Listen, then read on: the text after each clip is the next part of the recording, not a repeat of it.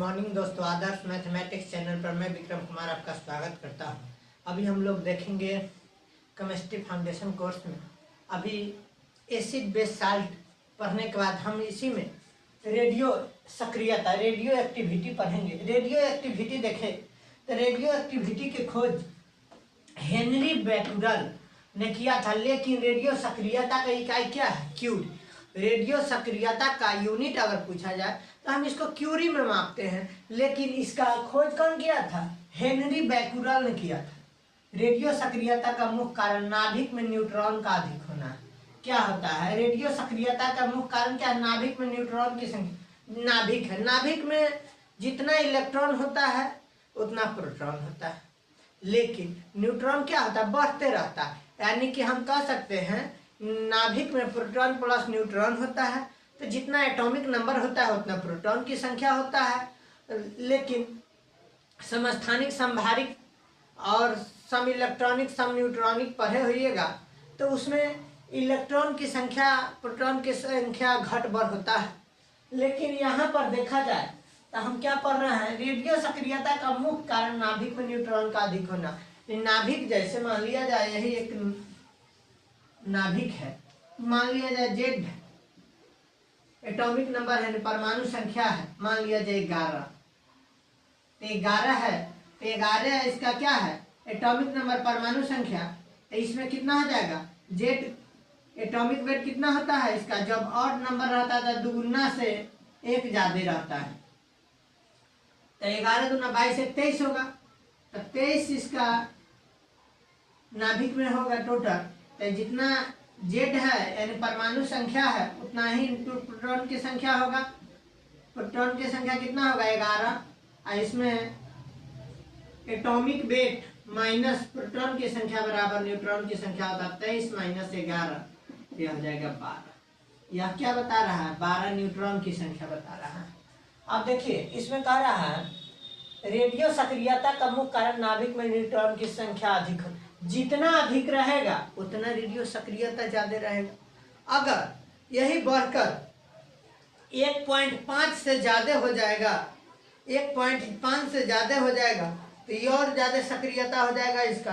यानी सीधा बात कहिए, कोई भी रेडियो एक्टिव पदार्थ विकिरण उत्सर्जन करने के बाद शीशा में बदल जाता है। उसी प्रकार हम कह सकते हैं कि किसी भी पदार्थ में रेडियो एक्टिव होने के मुख्य कारण उसके नाभिक में न्यूट्रॉन की संख्या अधिक होना है, जिस कारण वो अस्थायी होता है।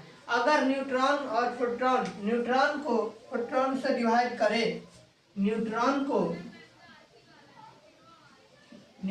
को प्रोटॉन से डिवाइड करे, अगर ग्रेटर देन 1.5 आ रहा है, ग्रेटर देन 1.5 आ रहा है तो इसको यह क्या होगा? रेडियो एक्टिव होगा। ऐसे एलिमेंट को क्या कहते हैं? रेडियो एक्टिव एलिमेंट कहते हैं।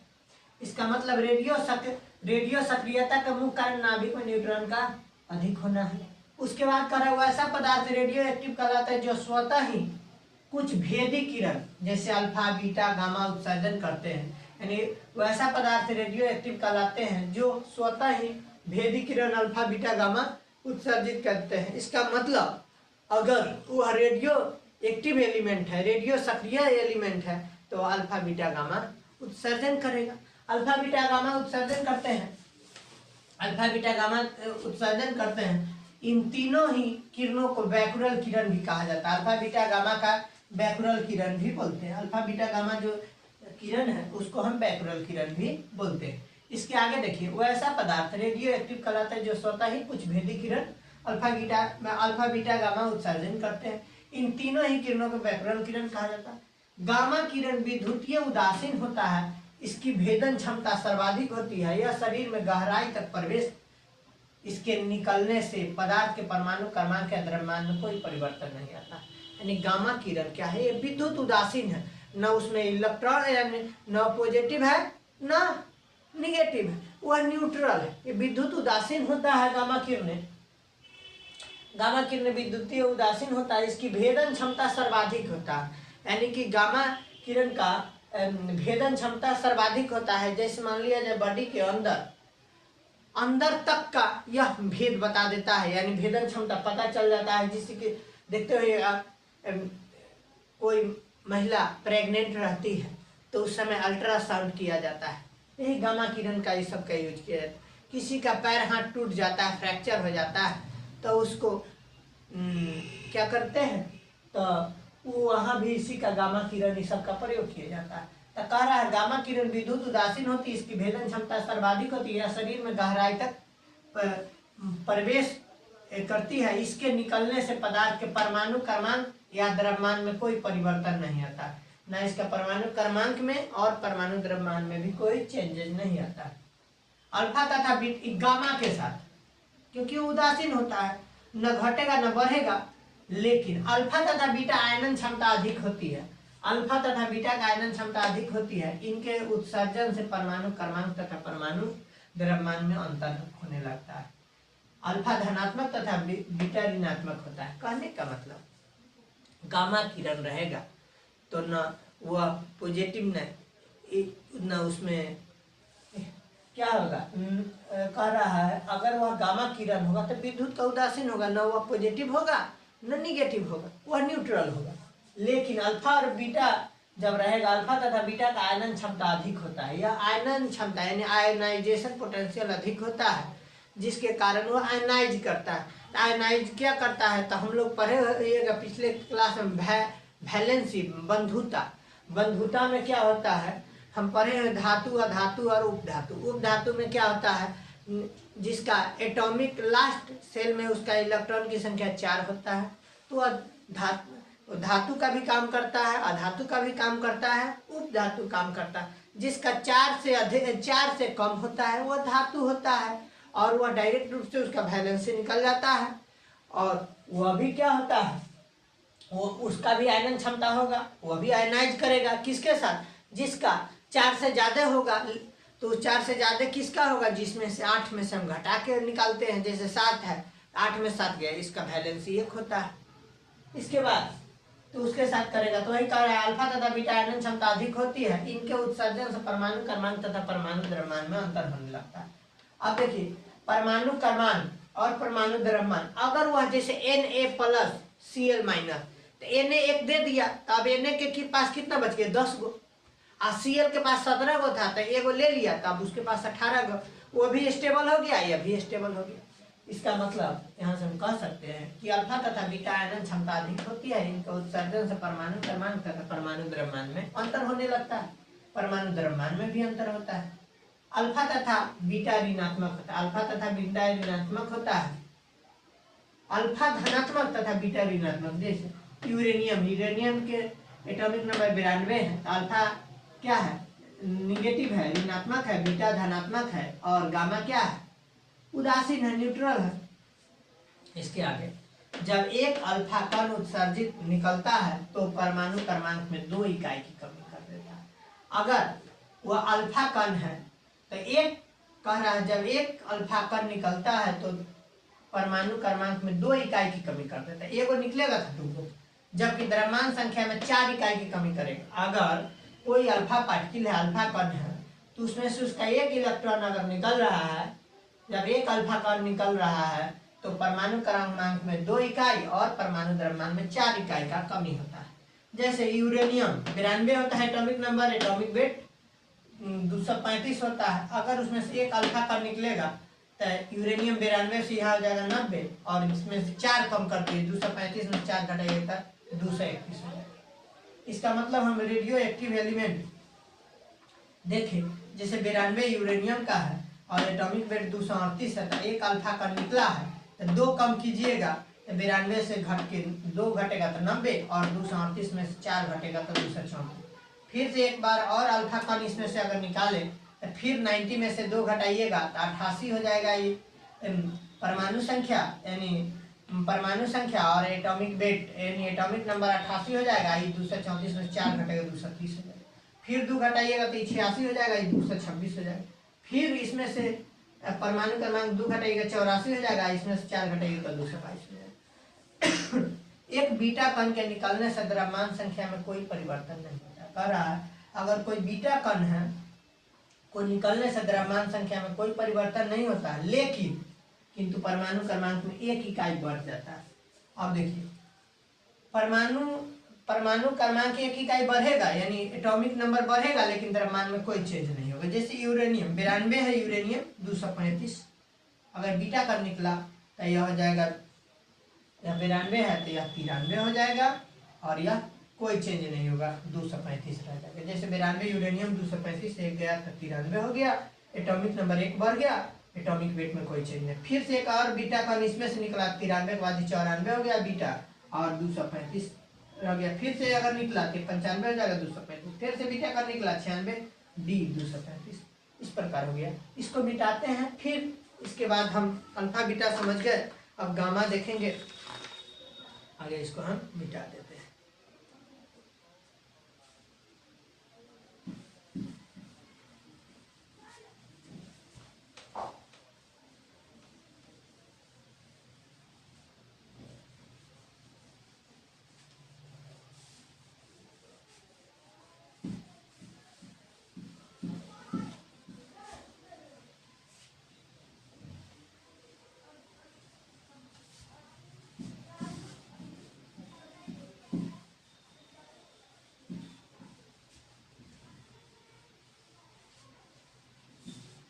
इसके आगे अगर हम देखें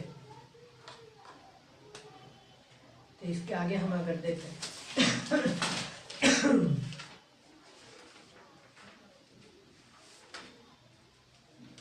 तो गामा कण जो होता है, गामा कण के निकलने से परमाणु क्रमांक या परमाणु द्रव्यमान में कोई परिवर्तन नहीं। कह रहा है गामा कण के निकलने से, गामा कण के निकलने से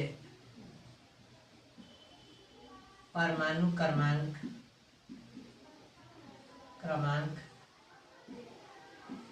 तथा परमाणु द्रव्यमान में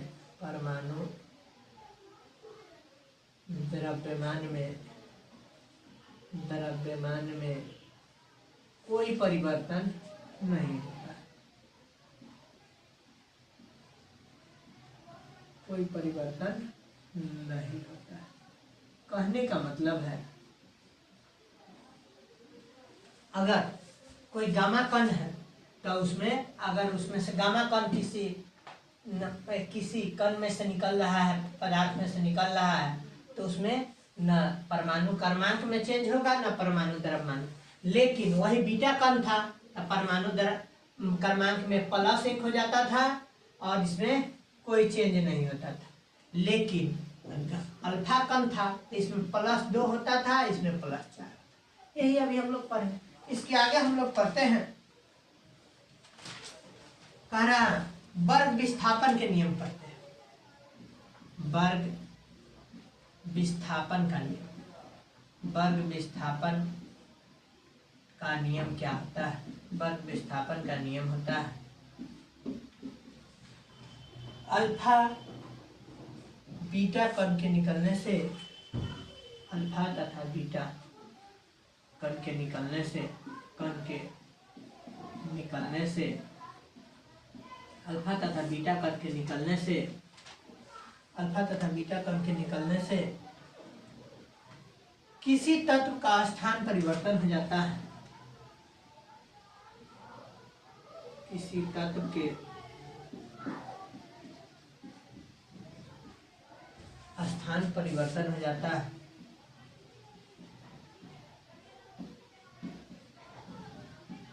स्थान परिवर्तन हो जाता है। करा अल्फा बीटा कण के, अल्फा तथा बीटा कण के निकलने से किसी तत्व के स्थान परिवर्तन हो जाता है। इस नियम को ही वर्ग विस्थापन नियम कहते हैं। इस नियम को वर्ग विस्थापन नियम,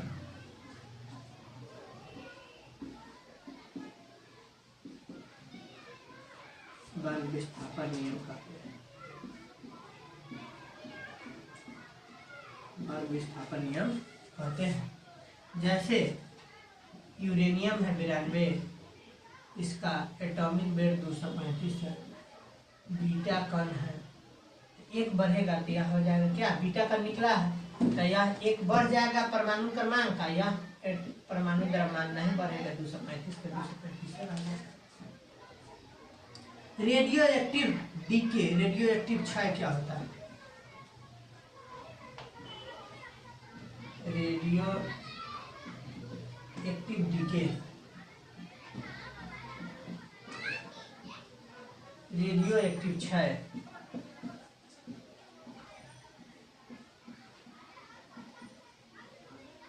रेडियो एक्टिव क्षय,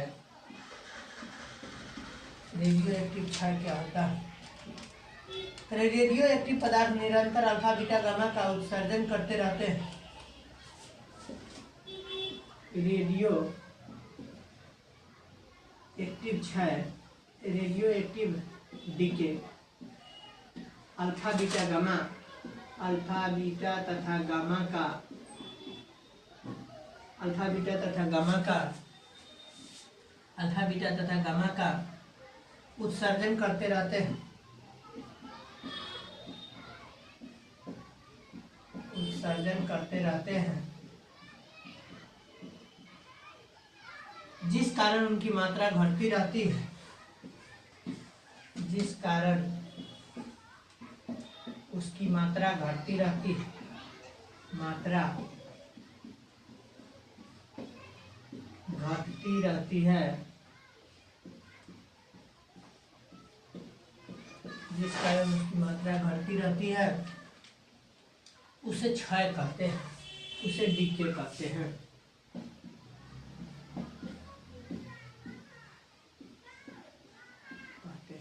थोड़ा समझते हैं। करा रेडियो एक्टिव क्षय, radioactive decay, radioactive क्षय अल्फा बीटा तथा गामा को उत्सर्जन करते रहते हैं, जिस कारण उसकी मात्रा घटती रहती है, उस मात्रा घटने की मात्रा को क्षय कहते हैं, यानी अल्फा बीटा गामा की घटने की मात्रा को क्षय कहते हैं। इसी प्रकार अर्धवायु काल, अर्धवायु काल, अर्धवायु काल क्या होता है? अर्धवायु काल कह रहा यानी हाफ लाइफ पीरियड,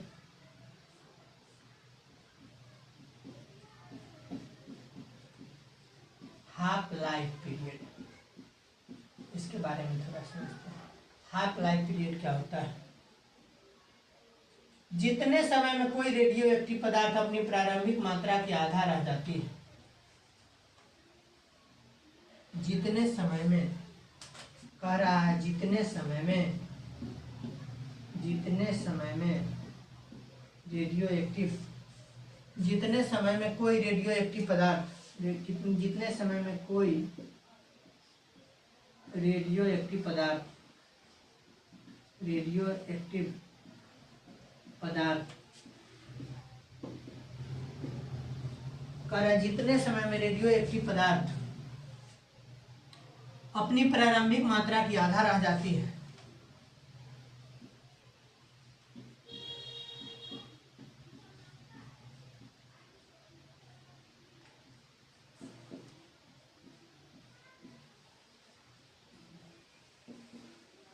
आधा रह जाती है,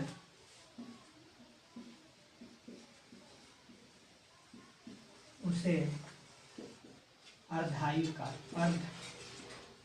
अर्धवायु काल कहते हैं। देखिए, जैसे मान लिया जाए इसी पर पोलेनियम का अर्धवायु काल 140 दिन है। पोलेनियम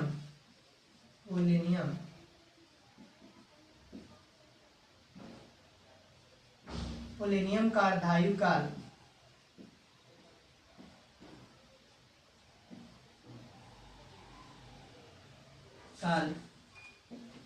140 दिन है,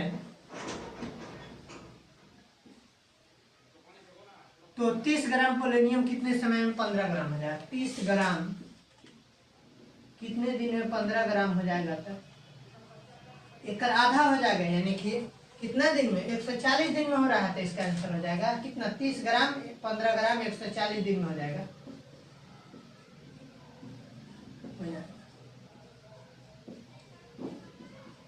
इसी पर एक और क्वेश्चन देखते हैं। जैसे रेडियम का अर्धवायु काल 1600 वर्ष है, तब 12 ग्राम 3 ग्राम में कितना हो जाएगा? कह रहा है किसका? रेडियम का। रेडियम का 1600 वर्ष अर्धायु काल, तब 12 ग्राम 3 ग्राम कितने में होगा? तो देखिए 1600 ईयर्स लगेगा तो 12 ग्राम से इसका आधा 6 ग्राम हो जाएगा। फिर से 1600 वर्ष और लगेगा तो 3 ग्राम हो जाएगा। तो 1600 प्लस 1600 3200 ईयर्स में 12 ग्राम से 3 ग्राम हो जाएगा। इसको मिटाते हैं फिर देखते हैं, इसको आगे मिटा देते हैं फिर देखते हैं। दिख रहा है ना? दिख रहा है।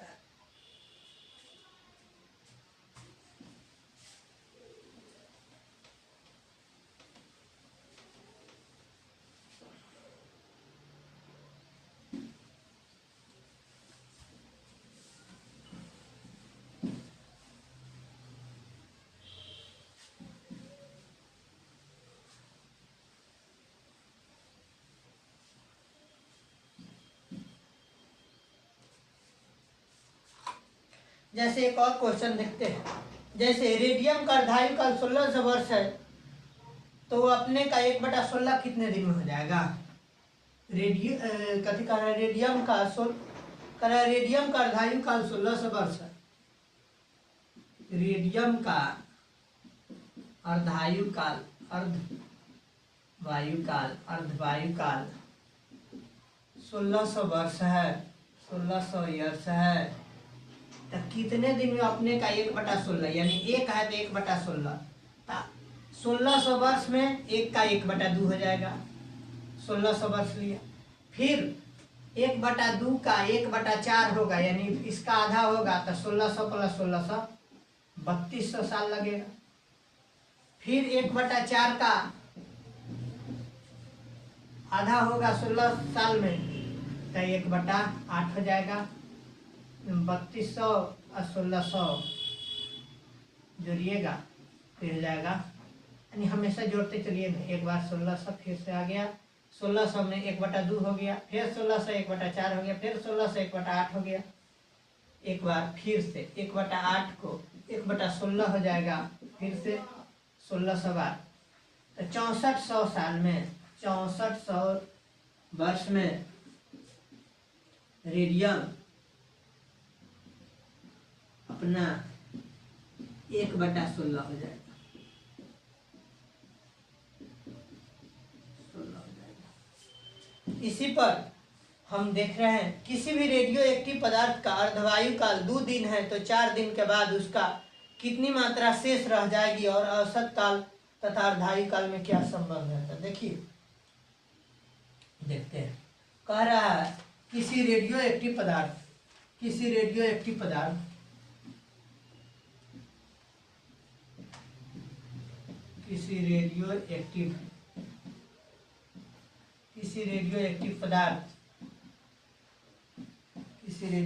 पदार्थ का अर्धवायु काल का अर्धायु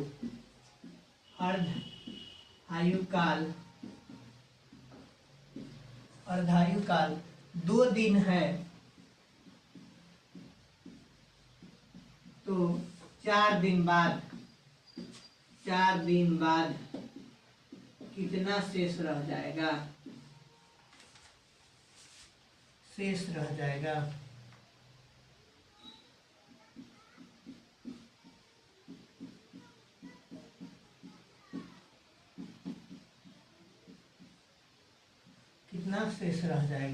तो इसके लिए इसका औसत आयु काल तथा अर्धायु काल में संबंध है।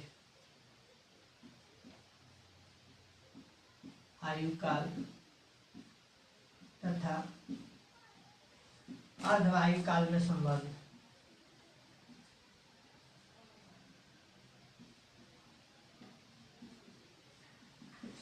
क्या है, इसके बारे में देखते हैं। तो हम जानते हैं टीए एक्टिव यानी एवरेज है 1.44 इंटू टी हाफ, यानी कि एवरेज अर्धवायु का एवरेज औसत आयु काल यानी एवरेज अर्ध time period half time period equal to 1.44 into T के पावर हाफ, यानी कि अर्धवायु काल। यही फार्मूला होता है, इससे आप बना सकते हैं। इसका मतलब अगर इसका 100 दिन हो तो एवरेज इसका आ जाएगा 1.44 इंटू 100 कर दीजिएगा तो 144 दिन आ जाएगा इसका अर्धायु एवरेज अर्धायु काल। 144 दिन 100 दिन रहे तो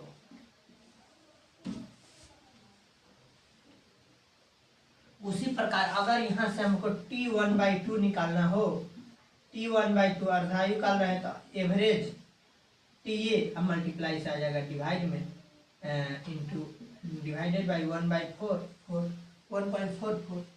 तो इसको अगर हम वैल्यू डालें, जैसे मान लिया जाए कि जिसका एवरेज 2.88 है, डिवाइड कर दीजिए 1.44, इसका एवरेज 2.88 है तो अर्धायु काल निकल जाएगा। पॉइंट उड़ा दीजिए डिवाइडेड बाई 100, यहाँ से भी पॉइंट उड़ा दीजिए डिवाइडेड बाई 100, 100 से 100 कैंसिल, 144 दूना 288 2 दिन, इसका आंसर हो जाएगा 2 दिन। इसके आगे हम लोग देखते हैं, आगे इसको मिटाते हैं।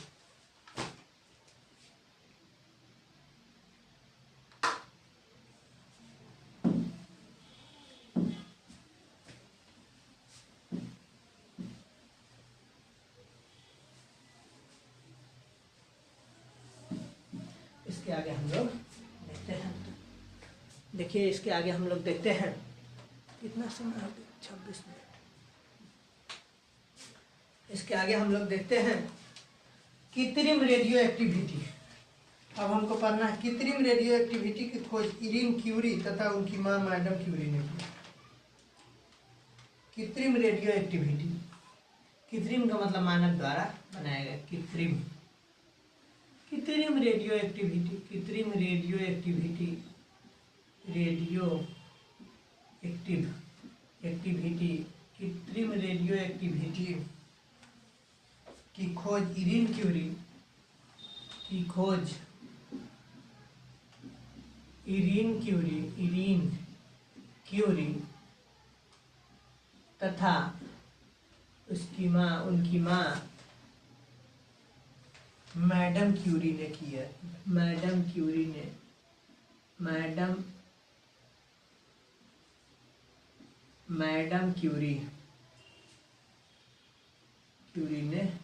किया था। किसका खोज?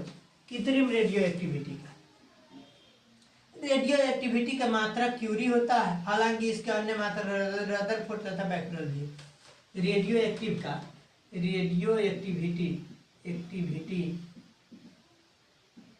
का मात्रक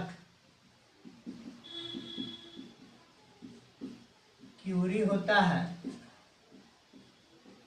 तथा अन्य मात्रक बैक्यूरेल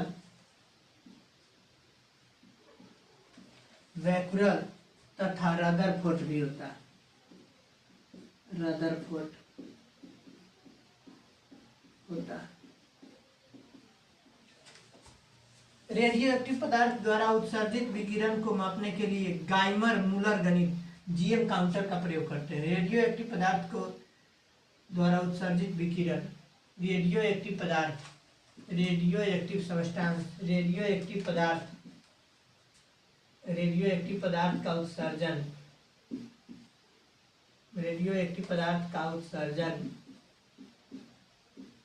मापने के लिए जीएम काउंटर का प्रयोग करते हैं। जीएम काउंटर प्रयोग करते हैं।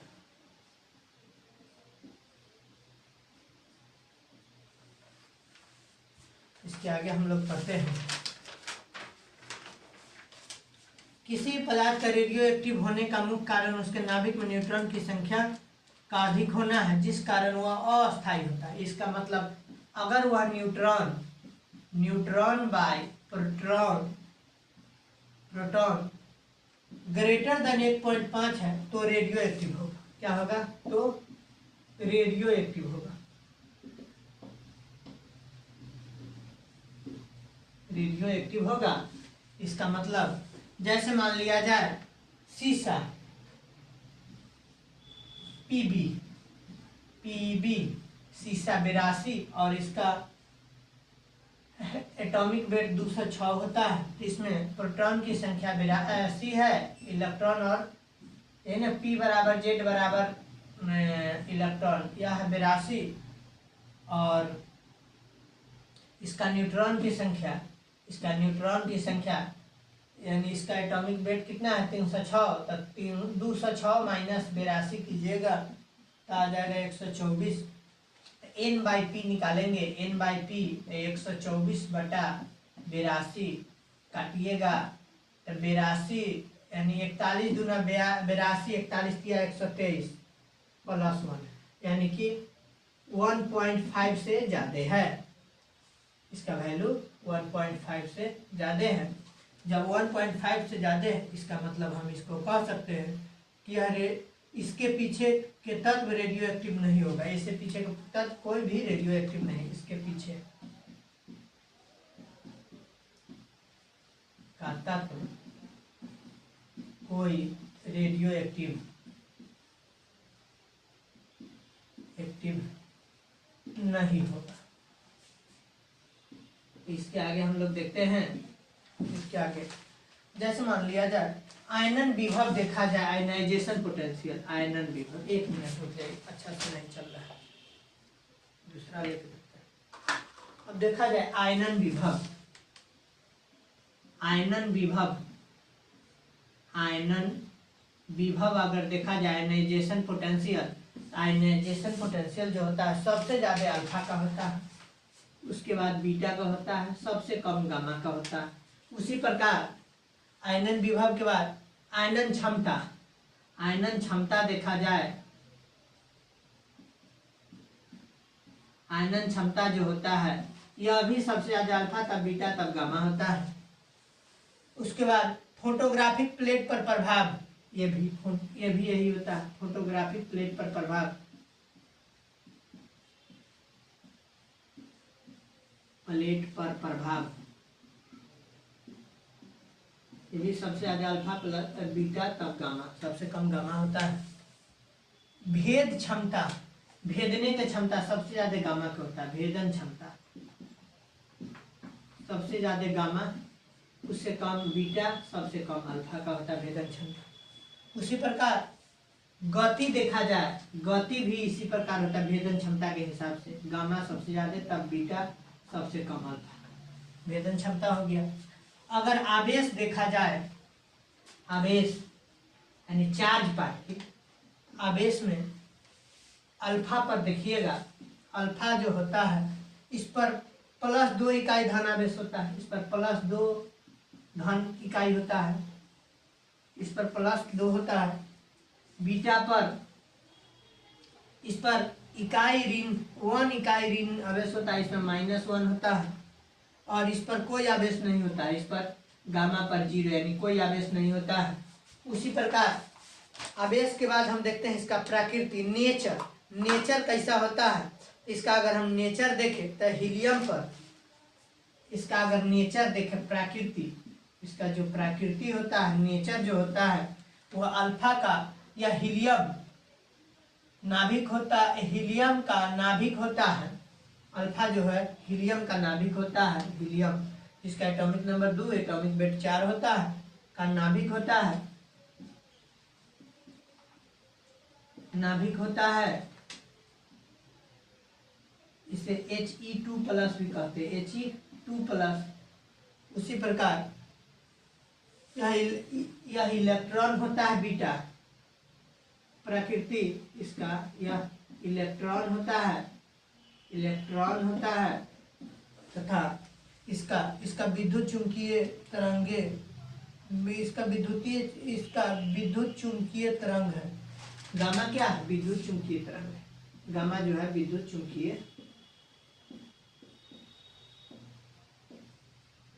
तरंग है, गामा है विद्युत चुंबकीय तरंग। इसके बाद आयनन क्षमता, यह जिस गैस से गुजरती है उसे आयनों में तोड़ देती है। इसका आयनन क्षमता जो होता है अल्फा का, यह जिस गैस से गुजरती है, लिख लीजिए आयनन क्षमता,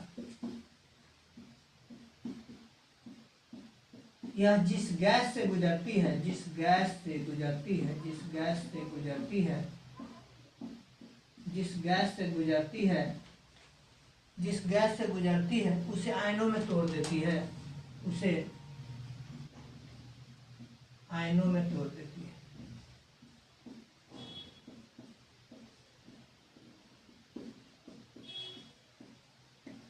उसे आयनों में तोड़ देती है। इसकी आयनन क्षमता अल्फा से कम होता है। इसकी आयनन क्षमता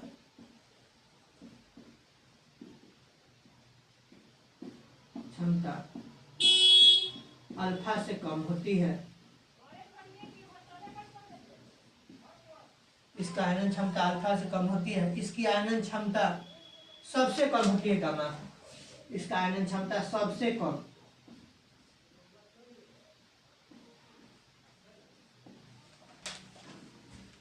वेग अगर देखा जाए तो अल्फा का इसका वेग प्रकाश के वेग का से 10 गुना होता है, यानी 1/10 होता है। अल्फा का प्रकाश का वेग 3 लाख किलोमीटर पर सेकेंड है, तो इसका हो जाएगा 30,000 किलोमीटर पर सेकेंड। इसका वेग लगभग प्रकाश के वेग का 9/10 होता है, तो इसका 9/10 हो जाएगा, तो 27,000, इसका हो जाएगा 9/10 ना, तो 9/10 हो जाएगा 2,70,000 किलोमीटर पर सेकेंड, और इसका हो जाएगा 30,000 किलोमीटर पर सेकेंड। और गामा के अगर देखा जाए तो इसके वेग प्रकाश के वेग के बराबर होता है। इसका है गामा के देखा जाए तो 3 लाख किलोमीटर पर सेकेंड होता है गामा का वेग। इतना तक हम लोग पढ़ चुके हैं। अब नाभिकीय रसायन, अगले दिन पढ़ेंगे। वीडियो अच्छा लगे तो लाइक, सब्सक्राइब और दोस्तों के साथ शेयर कीजिएगा। जय हिंद।